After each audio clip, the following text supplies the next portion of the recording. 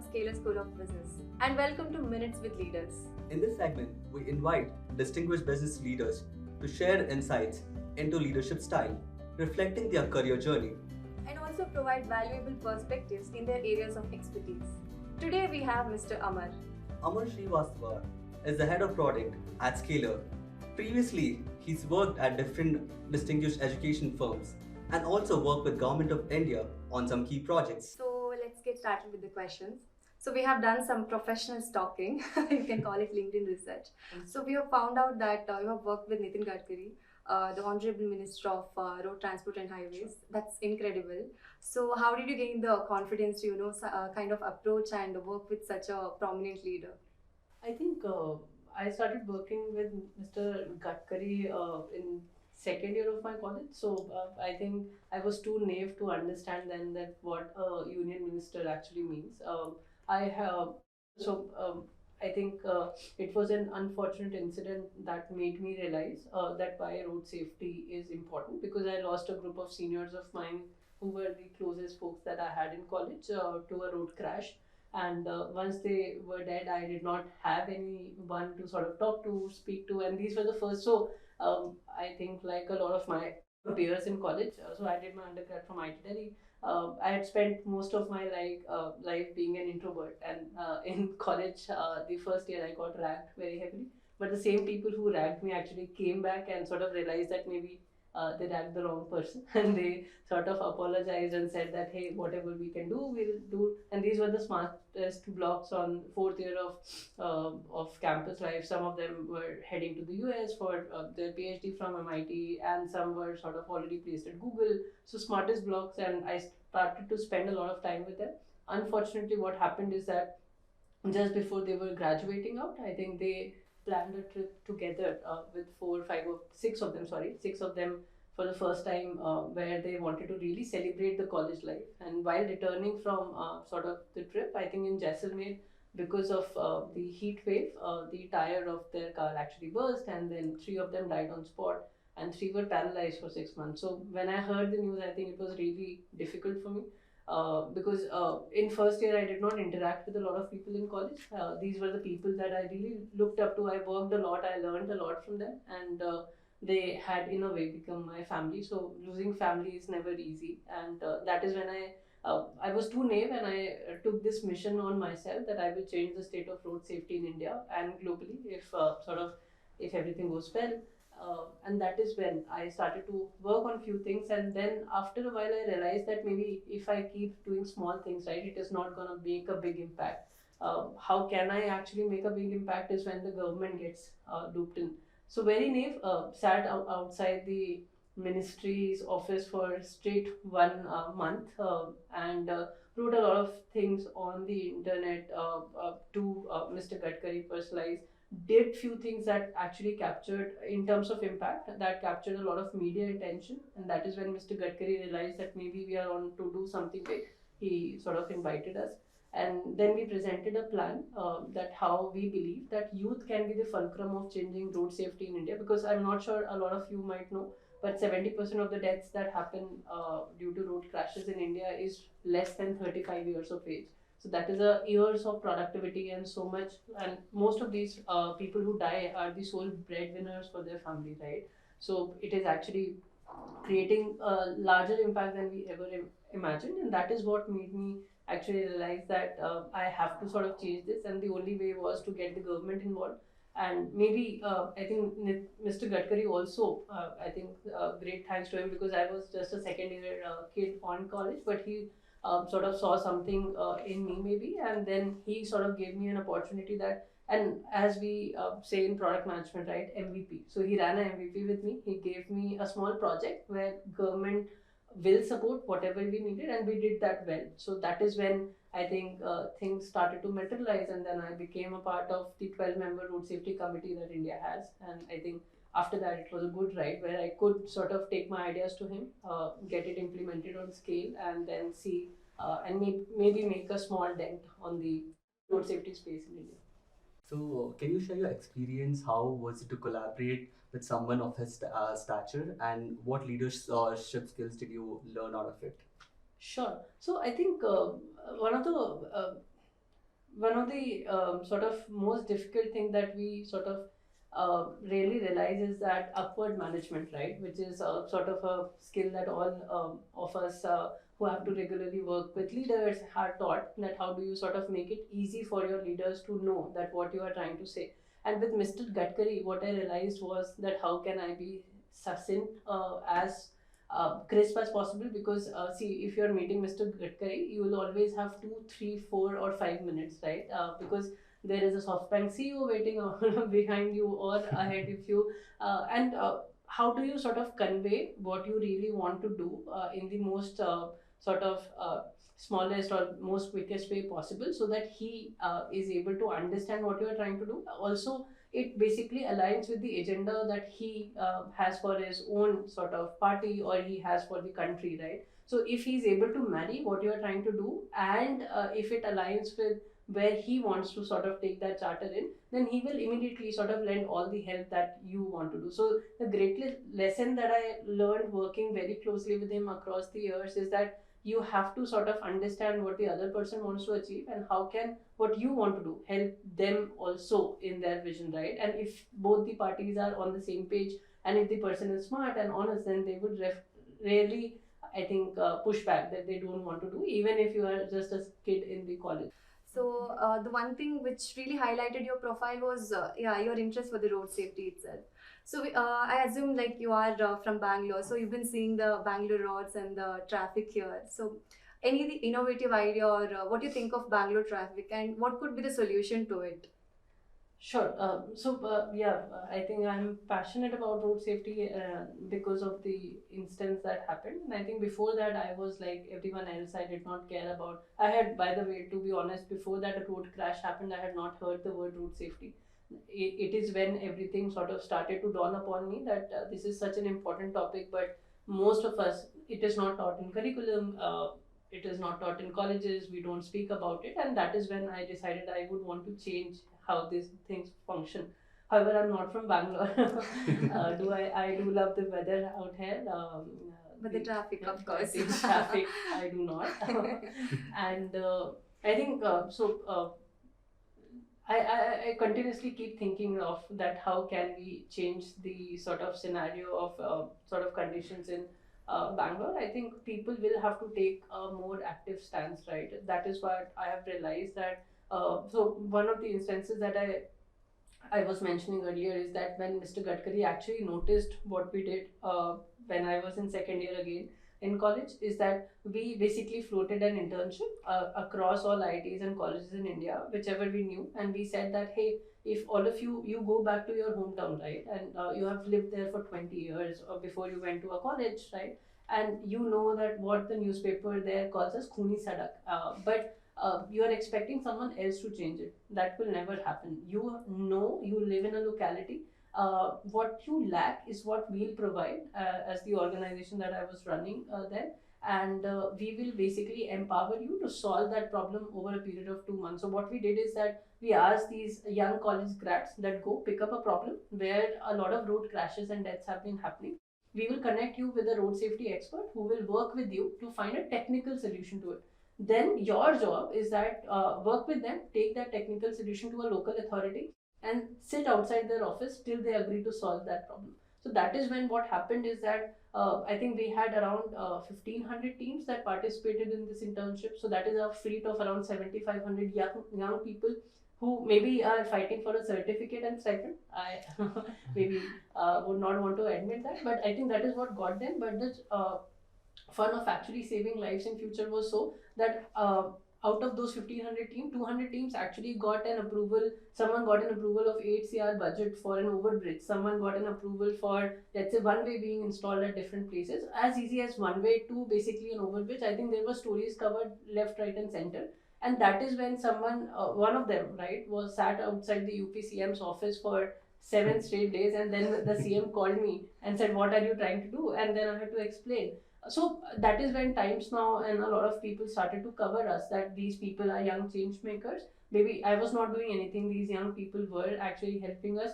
But that is when we realize that people who sort of are very core to, right, when you start standing up for yourself and that you need better infrastructure, the government has the money, right? It is, but it will sort of take some pain from all of us to stand for it and sort of tell the government that, hey, while you are busy fighting maybe 100 other things, this is also important for us. This is, we have done all the hard work, this is the technical plan to fix it, just allocate us some bandwidth from your teams and get this fixed. So I think that is what we have done in the past. We continuously do it. I'm not sure a lot of people are aware, but while working with Mr. Nitin Gadkari, I think we got one constitutional change in the curriculum of all civil engineering colleges in India.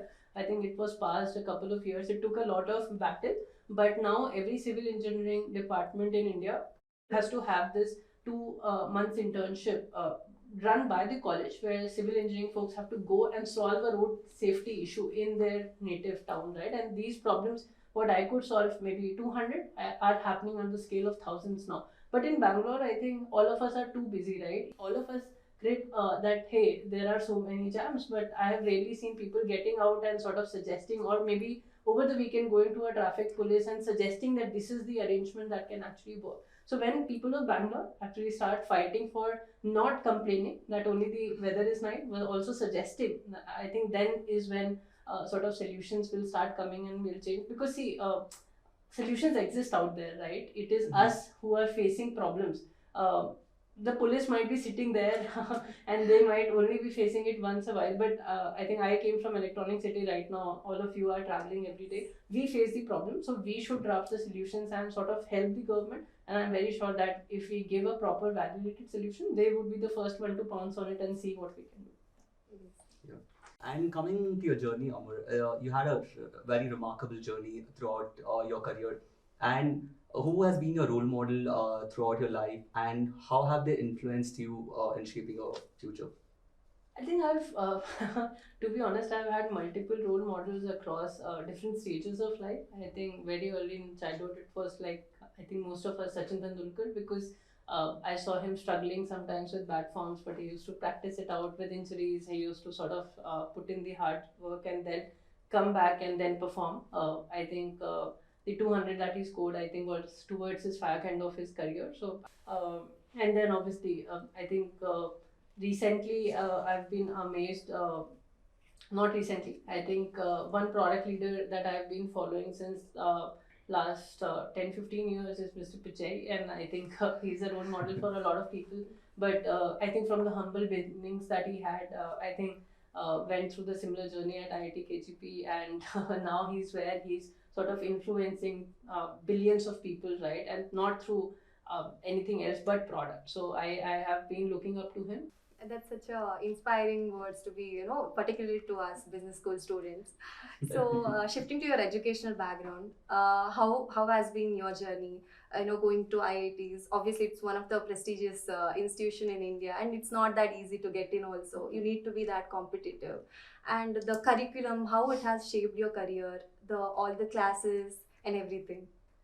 Yeah, I think my professors might not agree, but I think IIT Delhi has obviously, I think everything that I am in my life today, I owe to IIT Delhi and the opportunities the college gave. Not only from a perspective that, from the brand name perspective, I think it is more from the perspective that how the ecosystem actually grills you sort of day in and day out for 4 years, and sort of you enter as an introvert kid who does not want to speak to anyone, and then you are forced to sort of, let's say, present to, let's say, a minister, just to, because you want something to get done. I think a lot of confidence that I got in my life has come from those 4 years, because everything that I have learned I owe to that college, and that college life was very exciting because I think IIT Delhi in particular, while obviously along there are so many esteemed people who are alumni of that college as of today. Recently being Dipinder Goyal, and I think everyone talking about him. But I think what I've understood is that the ecosystem there sort of always sort of tells you that you have to break the glass ceiling that is out there. So there is equal impetus on education. So whatever the books are telling you, how can you pick that up? But there is an equal impetus on sort of what more can be done and how can you build the skill set that can enable you to impact people, right? You have had kind of fast track growth in your career. At a very young age, you've been in a leadership role. So, what advice do you give to young professionals like us who want to pursue leadership roles, and what are the challenges in that? I think I'm trying my best to sort of prove that I want to learn and create an impact, and that keeps me going.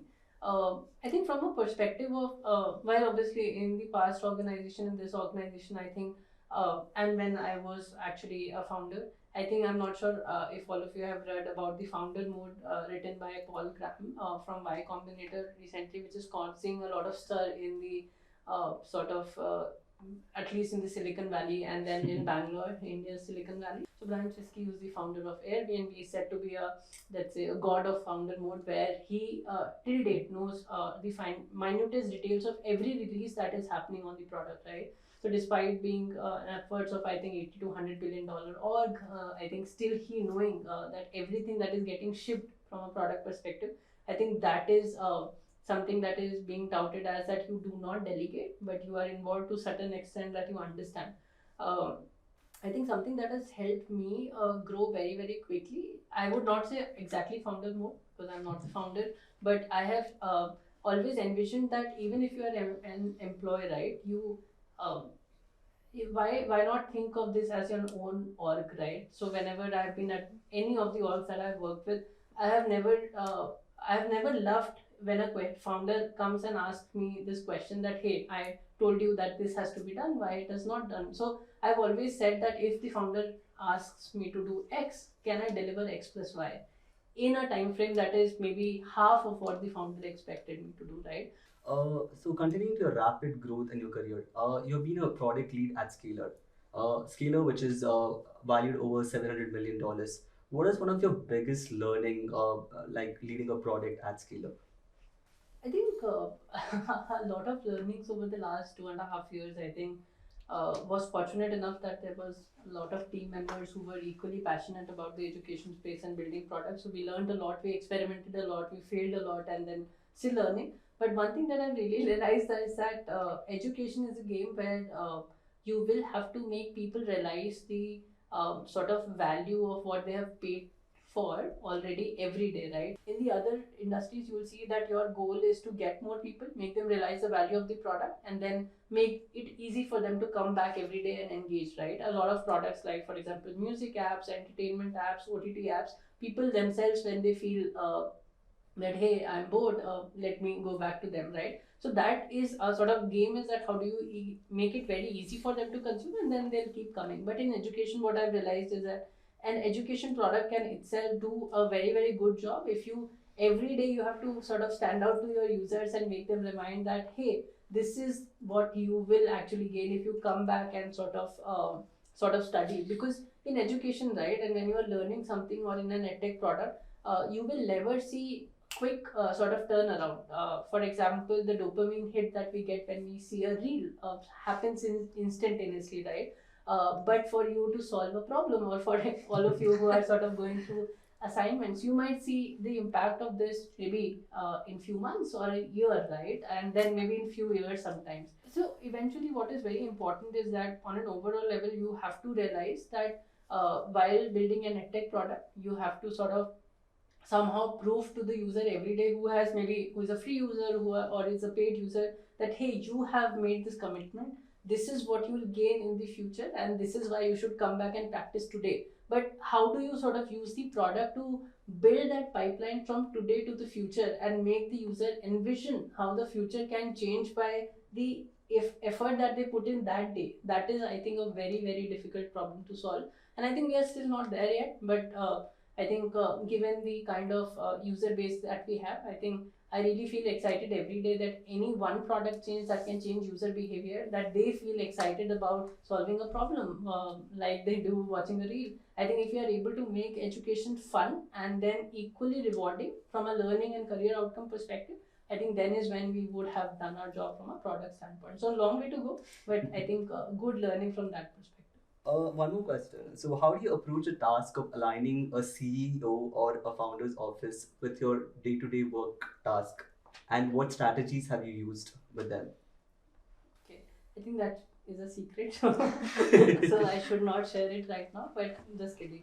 So I think from a strategy perspective, see, I think if your founders are super obsessed about creating impact, it gets much easier, because then they are not always talking about the business value, but they are thinking about that whether your product actually impacts the learners in the direction that it will create good learning and career outcome for them, not only today, but maybe during the entire program and few years from the line, right? So whenever I'm sort of talking about any product feature, or whenever we are having a discussion, I think the North Star is very clear, right? So whenever you are thinking or sort of asking your leadership for any approvals, everything, if you are able to align what you are trying to do with the North Star that they actually care about, then it is very, very easy to get the approval, right? And then as what is called is upward management, if you are able to make it easier for them to sort of draw that picture that, hey, while I'm trying to do this, while it might not immediately mean why,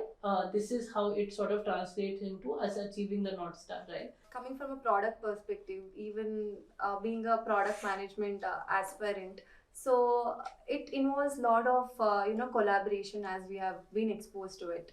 So my question is that how do you make sure that you collaborate with each and every one of them? For example, brand manager, operation, HR, marketing team, you have to collaborate with everyone and make sure that your team aligns with all the requirements. How do you manage that?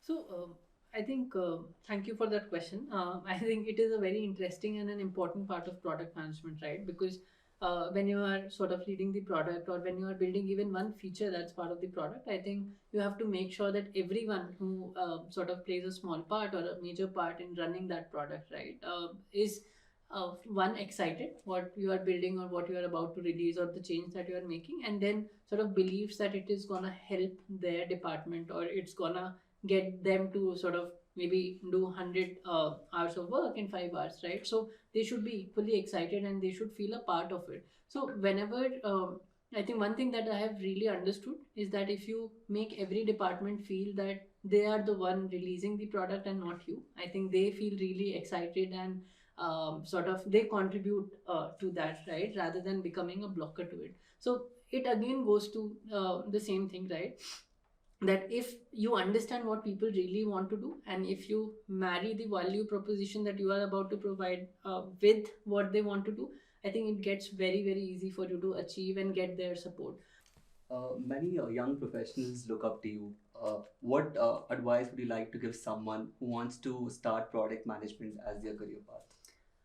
Understood. I think something that we were discussing in the break, what I've understood is that a lot of product aspirants is what people love to call themselves. I think one thing that they do wrong is that they try to follow a very, very sort of rudimentary or theoretical way of product management. I think product management is very, very, I think it is the only sort of art which is very practical in nature. You can only learn by doing it, right? And even if you don't own a product as a product manager, you sort of use hundreds of products in every day, right? If all of us open our phone, on average every user has 40 different apps on their devices, right? You're using 50% of them every day, 20 apps every day.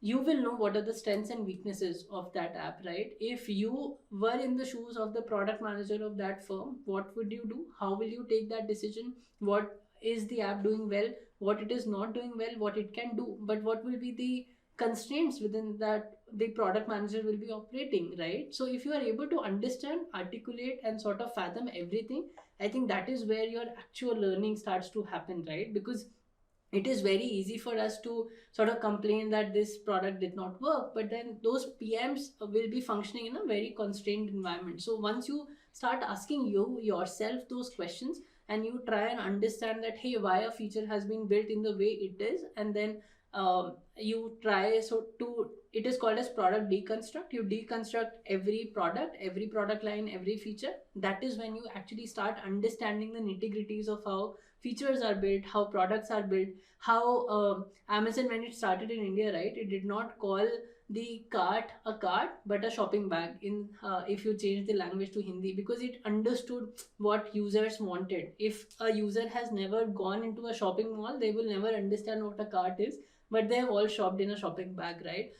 Coming to the last one final piece of advice, what would you like to give the aspiring product management leaders in terms of in terms of personal growth and rapid innovation? So I think sometimes what I've seen with a lot of product managers and sort of product leaders is that when they go up in the ladder, right, they stop being user centric, right? So that is where I think you stop losing track and you don't build user centric products. As of today, I think all the products that we use on a daily basis and so they, even if we don't see an ad of them, right, we will go and use them every day because we sort of really feel that they are solving a very critical problem for us, right? For example, chat gpt, right?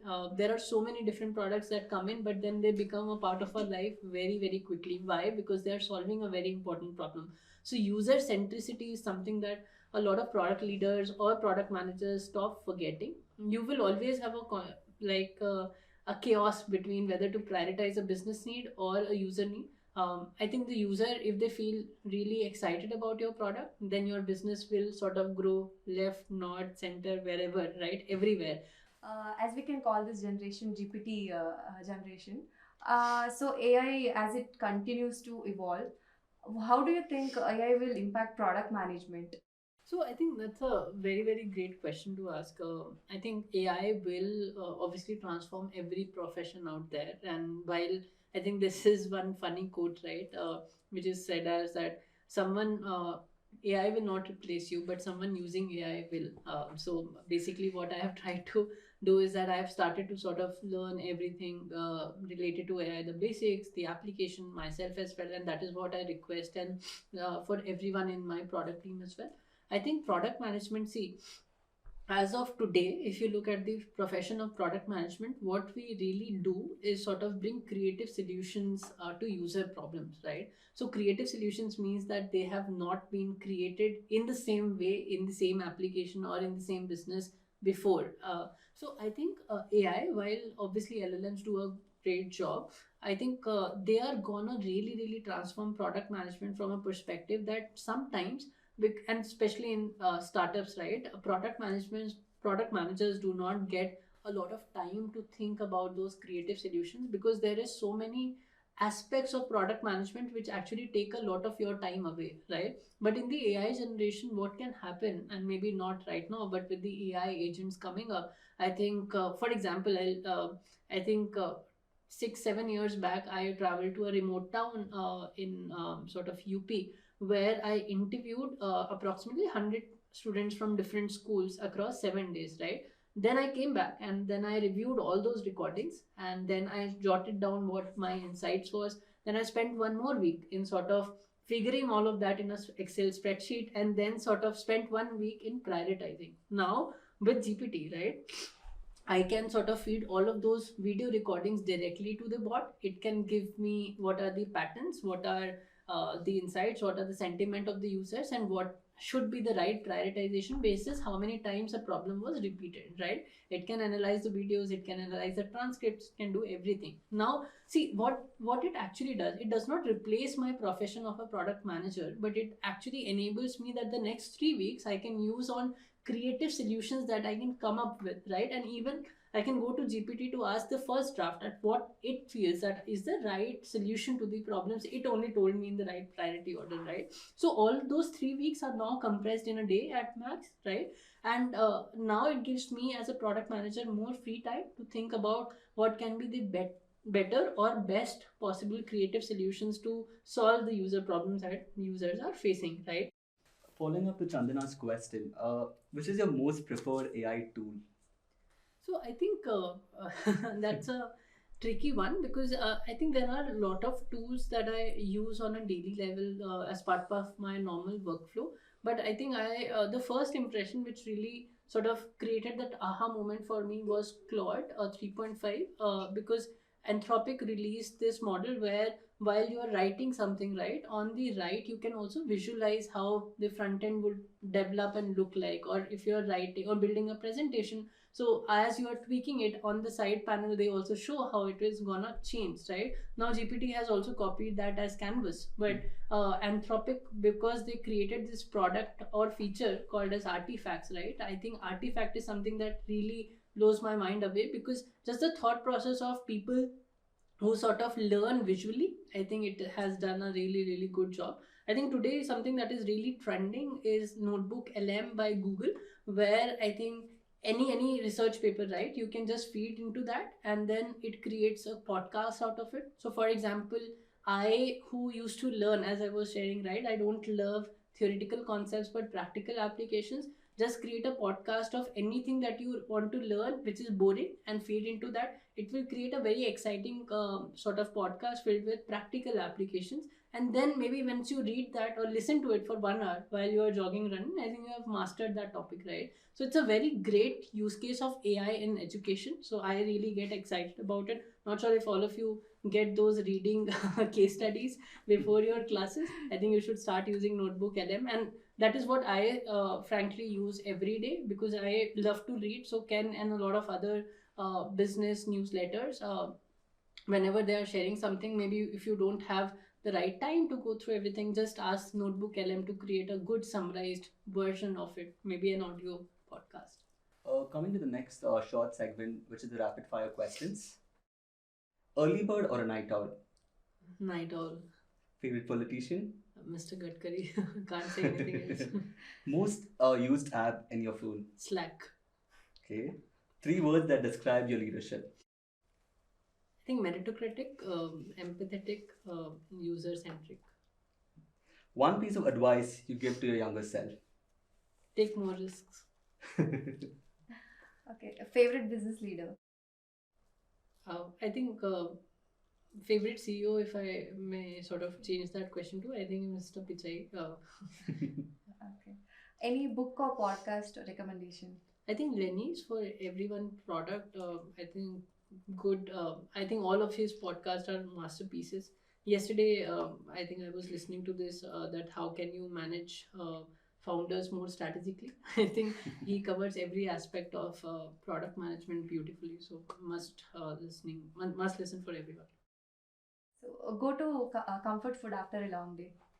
I think I order ice creams someday after a long day. Nice. And what's your favorite productivity hack? I think I write down on a pen and paper task for the day, or unless and until I write down, I think I'm not able to complete everything. So that is the best hack. Write everything down on a paper, and the happiness you get when you strike off what you have done. I think that's the biggest pleasure every day. Yeah. So yeah, thank you so much for Thank the you. conversation. Yeah. Thank you. Thanks a lot.